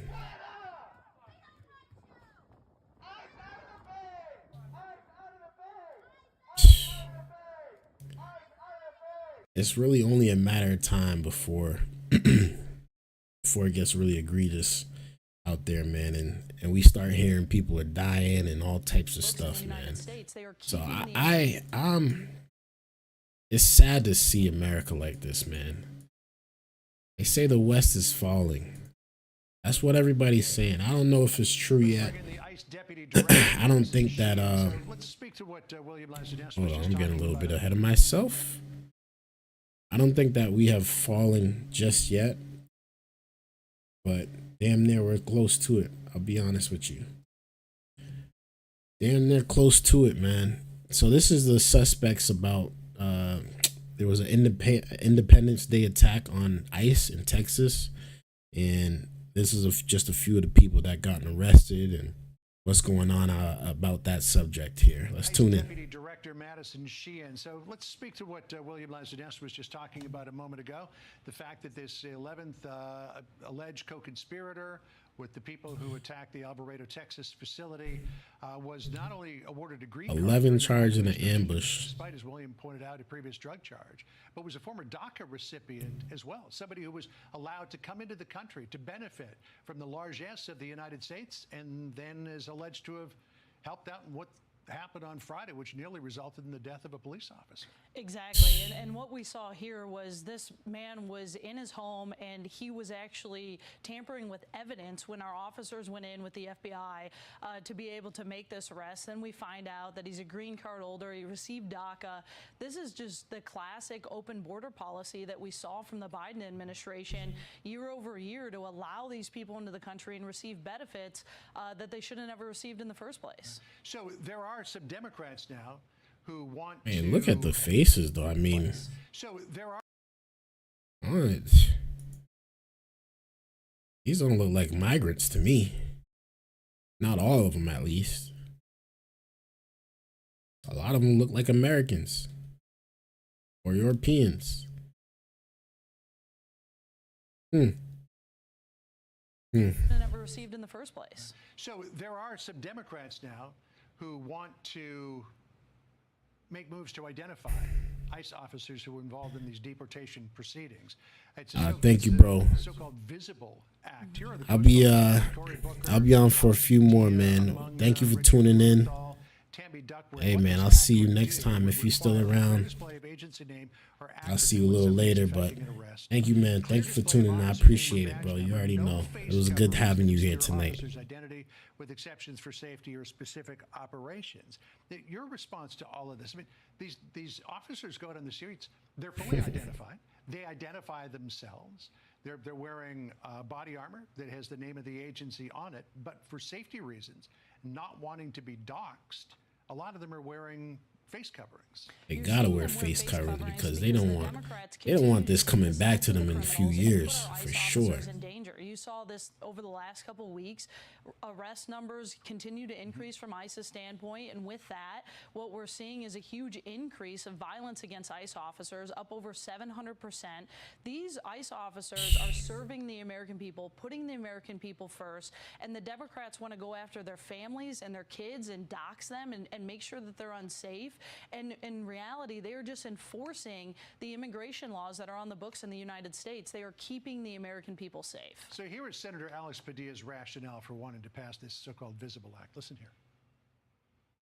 I mean, if you're out in the streets in Los Angeles, whether you're a citizen, a legal resident, or an undocumented immigrant, and somebody without these identifiers is approaching you, masked up, coming out of a marked car, you have no idea what's going on. It's dangerous for a community and dangerous for the agents themselves because you never know how a person on the street is going to react when they think they're getting kidnapped. But again, any of these operations that we've ever seen, the officers are fully marked. They may have their faces covered so that they don't get doxxed, or maybe they're involved in undercover operations. But there's full disclosure as to who they are and what they're doing. Oh, no, stop the cap. I hate when they come on here and cap, though. They ain't involved in no under no secret service operation. They don't want to be known out in the public. They don't want their face out in the public because it's damn near embarrassing what's going on right now. If you really ask a lot of people, it's embarrassing. That's really why. If they was proud of what they were doing, they would have their face wide open for everybody to see. It's not COVID. COVID is not outside. It's hot. They probably breathing real hard under those masks. Let's be honest here, man. These dudes looking like thugs themselves out here. So I don't want to hear they doing this to protect the American people and all this stuff and that stuff. No, they're looking really, really sad out there right now. They're really looking sad, honestly. And yes, they're doing their job. They're trying to do their job, but they should really stick to what they need to do, which is go after certain criminals, certain people, the members, the gang members, the violent people, the people that are, taking away from people that are killing people, raping people. All those, we get it. But you can miss me with that stuff. ICE officers wear the ICE branding, they You wear can the miss me with HSI that. or the ERO branding. It's very known who they are and what they're doing, and they will continue to put the American people first and keep the American people safe, whether senators like Alex Padilla wanting to go out and dox them and have their families known with this rhetoric that we're seeing all over the country. But ICE officers will continue to do their job. They'll continue to wear the markings that they wear every day, and we want to make sure that those officers are safe out on the street.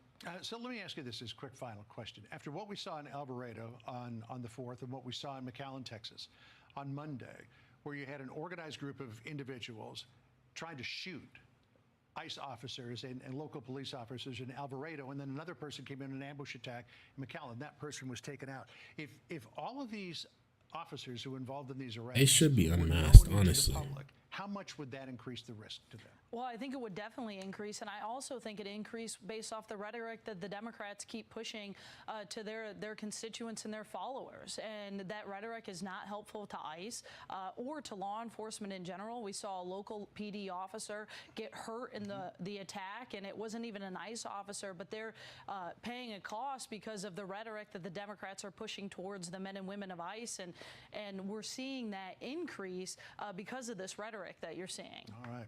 Madison, thank you for coming in. Great. Listen, I think that they should be unmasked, honestly.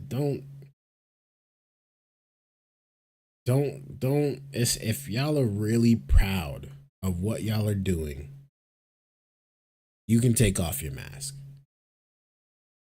You can take the mask off. If you ain't got nothing to hide, you can take the mask off. You can easily just get rid of it and let the people see who's really underneath that mask. Because right now, again, if they were so proud of what they were doing, this would not be an issue. Mask would not be an issue. People don't want to see ski mask. Excuse me. They don't want to see medical mask. They don't want to see bandana mask. We don't want to see no mask. Show your face. Show your face and don't stop being a coward. You signed up for this job. Show your face, man. Show your face. All right, what else we got here? We got a couple more videos I want to get to before I get out of here. I think I was gonna do 2 more videos, but I may do 3. All right, let's tune into this video. We're gonna be talking about Trump and the message that he had for Putin years ago, of how he was going to threaten to bomb Moscow and Beijing. Let's tune into the video, man. Brett said he's back. What's up, Brett? Welcome back, man. President Putin. The audio obtained by the authors of a new book that is just out today. And for context, the president has long said that Putin would never have invaded Ukraine on his watch because of something he told him once privately. Trump had never revealed what that was. I had a very strong conversation with President Putin, and he understood, and I won't go into the great details of the conversation because nobody has to know that, but I will tell you, it never, ever would have happened. I don't want to say it, but did they fear me? I suspect they did. But don't right now. Those details is the audio. Gotta make a statement clear, though. That he threatened not just President Putin, but also China's President Xi Jinping. And this is what he told donors about what exactly that conversation Don't right looked now, like for during a sure. private fundraiser last year. To Putin, I said, if you go in to Ukraine, we're going to bomb the shit out of Moscow. I'm telling you, I have no choice. The public wants it. The public. So he goes like, I don't believe you. He said, no way. And I said, way. And then he goes like, I don't believe you. But the truth is, he believed me 10%. And I told you this, he believed me 10%. Then I'm with President Xi of China. But I said the same thing to them. I said, you know, if you go into Taiwan, I'm going to bomb the shit out of Beijing. He thought I was crazy. He said, Beijing? You're going to bomb Beijing? I said, I have no choice. I got to bomb them. We're going to bomb Beijing. And he didn't believe me either, except 10%. And 10% is all you need. In fact, 5% would have been okay too. And we never had a problem. We would have never had a problem. Very The interesting. Trump campaign declined to comment on the content of what you just heard there, but the three deeply sourced reporters who acquired that exclusive audio are joining me now tonight. Dgotsauce of the Wall Street Journal. I don't really care what the reporters had to say. I just wanted to bring that up there and show y'all exactly what Trump had said. He said to Putin and President Xi. Very interesting, honestly, very interesting. And I'm wondering where all of that talk is now. If he said that back in 2024, apparently, as he was campaigning, where is all that talk now? That's why I'm a little like, I don't really believe it. Yes, he may have said it, but I think he was just trying to play his cards. And clearly it didn't work. It's not working. Stuff is still getting blown up in Ukraine. And China is still trying to take over Taiwan. So I don't know what he expects out of this. It's kind of too late to try to take back his words or anything. But those words are out now, and he has no choice but to eventually respond to those comments. I don't know if they're gonna try to get him while he's talking to the press or whatever. Try to sneak in that question of, can we get some comment on this audio view? But I'd really like to know what he thinks now, where he stands now, and if he's actually going to do what he says, because he's been doing a lot. He has been doing a lot, but is he actually going to pull the trigger on what he said about bombing Beijing and Moscow? That part, I don't think he is. I don't think he is. But y'all let me know y'all thoughts down below in the comments below, man. We moving on to the second to last subject. This one happens to be in Memphis. Some violence going on in the streets of Memphis, to where a restaurant owner, a wing shop restaurant owner, was shot in the back while closing up shop. Unbelievable. Really going on out here. Let's continue. One day it could be you. Only on Fox 13, a Memphis business owner is sharing his story and his pursuit of justice after he was shot in the back as he was closing up his restaurant. It's been 10 days since that crime off of Lamar Avenue, and no one has been arrested. Fox 13's Martin Staunton is live at MPD's Crump Station right now. So, Martin, did the victim know the shooters in this case? Albert Thomas told me he never even saw Daryl. Thomas said that he was closing up at Al's Wings and Things on Lamar with his back to the road when he heard the shots ring out. I gotta review that. Soon as them shots rung out, I realized I was hit in the back. And I'm sorry, go ahead. And I dropped to the ground, and instantly I started calling on the name of Jesus. Albert Thomas started his restaurant 9 really years is. ago at the location where he was shot recently. Thomas says he has no idea why anyone would want to hurt him. But I don't have a Funny, man. These people got no freaking common sense. They got no heart. They got no guts. They got no balls. Man, this is trash. A wing stop place? A wing restaurant. Seriously. Come on now, dog. Come on, man. Out of all the restaurants, out of all the people, out of all the shops you could possibly want to get your get back at, if there was even any beef, which from the looks of it, there was not, you gonna try to shoot up a wing stop? It's ridiculous, man. Best I can be for the city of Memphis. I lead by example. Church man, family man, business owner. So at this point, Sad what's going on. No idea why someone. Yeah, they need to leave those radars alone. Us, my employees, the restaurant, period. Thomas says They he's need to had a leave good those life, radars alone. blessed to open a second location in Horn Lake. 2 restaurants gives him the means to try to make a difference, but now he's asking for the community's help to bring his shooters to justice. Absolutely crazy, man. You need to come together and learn to speak up. You know, and a lot of times people don't want to speak up until they get close to home. You know, but at this you know what it is, close to man. home for me and my family, so I would love somebody. Let me tell you what it is, bro. Know something, reach out to the Memphis Police Department. A lot of people ain't see this when they was growing up. I don't know if they didn't have. I don't know if they didn't have fathers in the house.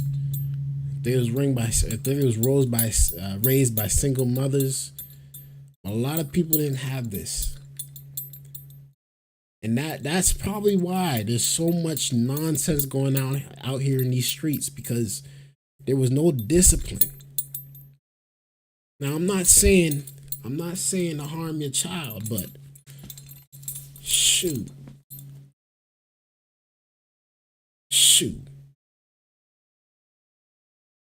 This thing work magic. This thing will get you right. That's the honest to God truth. The person who shot him, but they need to be held accountable. Right now, things are in the works to raise the reward for information leading to an arrest and a conviction to $7,000. Daryl? That's Fox 13's Martin Staunton live tonight. Martin, thank you. They haven't even found the guy yet, man. It's sad, bro. It's sad. Like, seriously, man. It's so much. It's ridiculous, man. It's ridiculous. A wing spot. Guy just serving the community some wings, and you mad at the world. You so mad at the world that you gotta shoot up his wing spot. And y'all deserve to be way under the jail. Way under. 6 feet under the jail. We don't need y'all here anymore. Real talk. Real talk. Real talk. Tired of it, man. Sick and tired of it. It works, right? It works. It works, man. It works. Shoot, I've been through a lot of these beatings.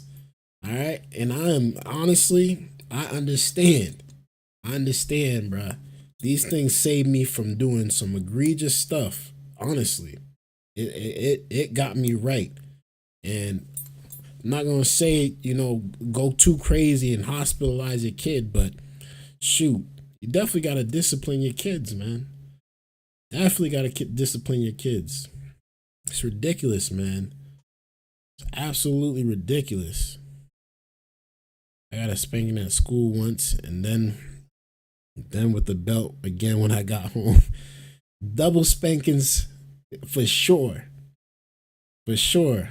I used to get spanked sometimes so bad, man, I'd have to run out the house, man, and just run. Shoot. Run out the house just to come back to get more spankings, because I can't run. You're not supposed to run. You're supposed to take your beating. And you learn from your mistake. Shoot. And I never got in trouble after that. Man, I'm proud to say, ain't never been to jail, ain't never committed a crime. Do I fully trust every police officer? Obviously not, but do I respect them? Do I follow what I'm supposed to do? And of course. Do I respect my parents? Of course, man. I could never talk bad about my parents. I could never talk down to my parents. They raised me in a way to where it's respect your parents, man. Respect your parents. Respect your people that are here, that love and cherish you, man. That worked extremely hard to put you in the position that you're in. Like, you wasting your life doing nonsense like this. And I'm so glad. Brett says discipline is important to learn early. Saves people from making mistakes that they can't be fixed. Exactly. It's ridiculous, man. Sick and tired of these people getting out of pocket, not being raised the right, violent, just playing Grand Theft Auto out there in these streets. It's ridiculous. Most mistakes can be gotten over, but without early discipline, maybe ones can never recover from it. Exactly. That's what happens, man. You don't have the right support system, and you don't have the right people around you early. You can end up getting dragged into a rabbit hole, man, that is so dangerous for you. And you don't even realize it until it's too late, until you in jail or you dead. It's sad to say, but come on, man. We gotta do better. We gotta do better, man. Shout outs to the rod, man. Shout outs to the rod, man. This thing works magic, man. Shout outs to the rod. Need more belts out there. Need more fathers. Shoot. We got one more video, man. We gonna get on out of here, man. We've been streaming for about 2 hours. It's been a dope show, a dope episode. And I want to just talk about one more thing before the night is over. And it's gonna have to do with Texas, man. I gotta send my condolences out to every single parent, every single mother, every father, every son, every daughter, every grandparent that lost a loved one. It is extremely sad that, you know, this tragedy happened in Texas, and, you know, we just praying for the people over there.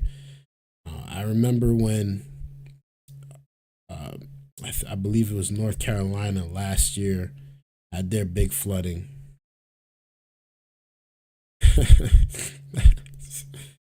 Brett, it's funny. Brett says, I remember my mom crying as she used to beat me with the belt. She had a soft heart. Dad, he whipped me without any mercy. Same, bro. Same. Honestly. My dad used to force it, man. I'm telling you, bro. I used to run from my dad, bro. I used to run from him, but you know, I at the same time, I respected him because I knew I was doing wrong. I knew I was doing wrong. My mom was the same way. She didn't like beating us, but when she had to beat us, she had to beat us, man. And it's because we was doing wrong. It was because of my fault, 100%. And I get it. As a parent now too, I got 2 girls myself, so I get it. I get exactly why. But RIP to those that lost their loved ones in this tragic event. Obviously, you know, there's nobody we can try to blame. I know they saying that oh they're making up weather stuff and they're controlling the weather and all this nonsense, but it's pretty sad to see over 100 people at the moment. Last time I heard, it was over 120 people that are still missing, honestly, from this flood, and it's tragic. It's tragic. I went to Joplin a couple times right after a tornado hit while they were still doing search and rescue. These disasters are unbelievable in scale unless you see it for yourself. I believe you, bro. I remember when the last hurricane hit in North Carolina, man, and the amount of people that thing took out. Sad, man. Hopefully they find everybody, and hopefully, you know, we can better prepare ourselves for the next storm like this, that, you know, not as much people will be stuck in loss of life. Talk about what's happening in Texas today, specifically hundreds of volunteers in an area that desperately needs their help. Jay Gray's been on the ground. This is bad, man. This is really bad. All week long. us with the latest from, it looks like, first responders and the volunteers who are making this difference. Shout out to all the people that are volunteering and helping and trying to search and rescue. Man, it's a tragedy, man. Real tragedy going on over there. Christy, it is busy here and stays busy throughout the entire day. This is the Mercy Chefs, the volunteers that are here feeding those first responders, feeding those who've lost just about everything here, feeding the families of the victims. It's a desperate need for so many in this area that's been hit so hard, and it will continue as the search does as well for quite some time. They say as long as necessary to get things done. It is a difficult, at times grisly and overwhelming task, working through thick mud and debris. We are finding vehicles and RVs deep inside the debris that you can't even see from the outside. And so the challenges are there, they're real. The loss, gut-wrenching. At least 120 dead, more than 160 still missing. And like those 160 still horrific missing. Numbers, the search effort is growing. 10 states have sent specially trained teams to our community, and 2 more states are en route. There's more than 2,100 responders on the ground here from state, local, and federal agencies working to reunite victims with families. Fueling that effort, literally, Mercy Chefs. We were on site with them Saturday, making sure they got fed. And from there, that's one thing I don't ever want to be a part of, is a natural disaster like this, man. That have lost so much. Like, I've been through hurricanes and I've been through storms, and you know what I mean. But you know, we believe amazing this is unbelievable. Everybody here in the I've never experienced a tornado, and I don't want to. I'll be honest with you, bro. I don't want to, man. It's so sad. Hundreds of helpers as the cleanup and recovery begins. It feels heartbreaking, man. I just drop everything in my mind and I say, I want to help. I get you, bro. I get you. For help will surely last a long time here. You know, they're just chipping away at all these debris and stuff, and probably finding bodies as they're chipping away at it, man. It's oh man, sad, bro. Praying for y'all, man. Praying for Texas. Praying for y'all families. You know, they're in good spirits now, but man, that was a tragedy, man. That was a tragedy. The long haul here, Mercy says they'll be here. In fact, they say that they will keep cooking as long as there's need. Christy. Jay, I cannot imagine the things that you have seen in the last week, but we're so grateful to have you there and bringing us these stories, because we need to hear them. Jay Gray, excellent. If you can, drop the link, man. And we want to let you know WKYC is joining Tegna stations across. If you can, drop that Discord link if you can, bro. If not, shoot. Look up Paul Lance on YouTube or Discord. I'm about to start making my own Discord too, honestly.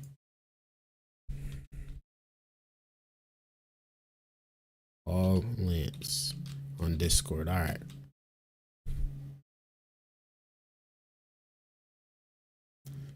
All right, bet. I'll look him up.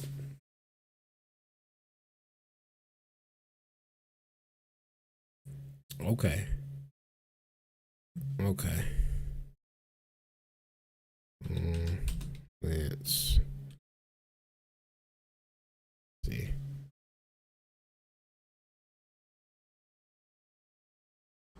I normally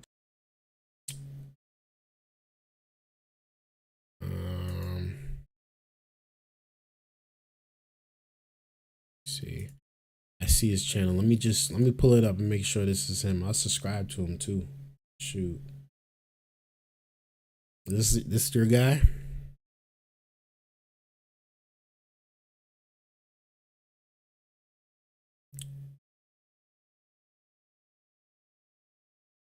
Is Paul for Equality or no? Let me know if this is your guy. But yeah, it's pretty sad, man, to see. It's pretty sad to see that in Texas. But we're praying for Texas, man. We know they're gonna bounce back. All right, if this is your guy, all right, let's subscribe to him. I'm gonna check out his channel when I get off stream. All right, cool. Thanks for sharing them with me, man. I love seeing other people's perspective on stuff too. And you know, I love growing. I love learning more and more. Should have a Discord link in his info. Yeah, he does. He has a chat. Nice. All right. I'm gonna tap in with him. But yeah, I appreciate you for tuning in, man. I appreciate everyone for stopping in. All those that came in and just didn't even say anything, but just stopped in and, you know, called it gave a like. Thank you, Brett, for tuning in for the show, man. You are always here. You're like the #1 supporter right now, and I appreciate you, bro. Real talk. You know, it's not easy coming up here every day or every other day, reviewing and giving my opinions and thoughts on things, and you definitely make it a show with me being able to connect with you. Soon from now, I will be allowing people to come up and give their opinions and talk to and have conversations and dialogues. Soon from now, I will have my own Discord, and we're gonna get it really, really popping on this channel, man. I'm excited for what's to come.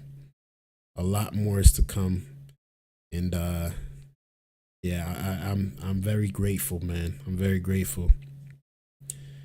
I'm on there right now. I'll find you if you have your YouTube name or something in your name. All right. I know I always try to watch the good small creators. I used to call talk radio back in the old days too. All right, word. So you know what's up already then. You a natural. You a natural, man. That's dope. I appreciate the support, man, for real. We now getting started. Man. And we gonna keep it going, bro.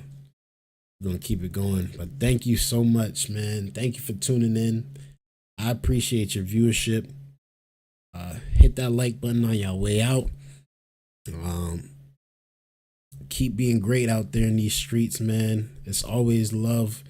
We striving for greatness, and we will be great, man. We will do it. We will be good. I'll see you later too, my guy, man. I appreciate it, man. Enjoy the rest of your week. I'm sure I'll be on again sometime this week. And we gonna do it, man. Till next time, my bruh.